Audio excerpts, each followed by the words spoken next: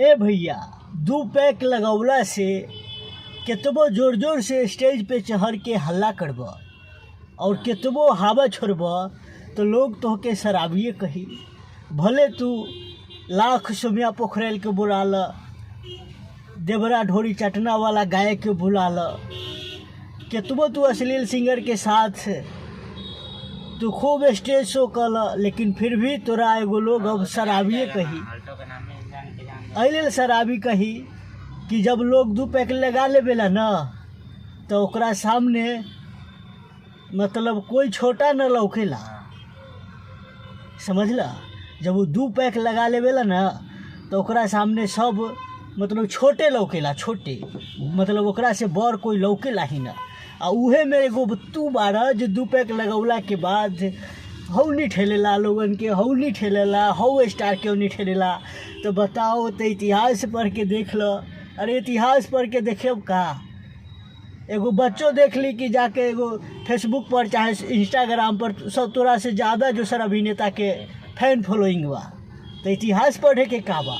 आ इतिहास तो पढ़ब जो टक्कर बराबरी वाला से न होला, जो 6 साल पाछे आयल आ ओकरा से तू कहब कि जे इतिहास पढ़े खातिर। बताब जो 6 साल तोरा बाद आइल उ तोरा से ज़्यादा फिल्म करेलक, तो ऐसे बढ़ के अब का चाहिए। खाली पी के हल्ला कैला से हुई। आ तू जे कहता रह कि हमरा रेंगला पर कोई रेंगता। अभी बताब जे जकरा साथ खेसारी गाना करके छोड़ दिलक आ ओकरा साथे तू अब गाना करब, फिल्म करब, तो तू रेंगब ओकरा लकीर घिंचाइल पर कि ओ रेंगी, से बतावा। तो 2 पैक लगौला से आ भाषण देवला से न होला। देखा आज खेसारी लाल साइकिल देता हर विकलांग के, साइकिल देवेला।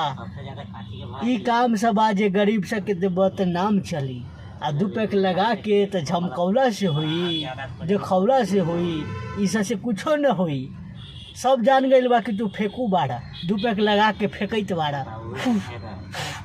ऐसे तू फेंकते रह जेबा और तोहर काम न चलिया फेंके से, समझ ल।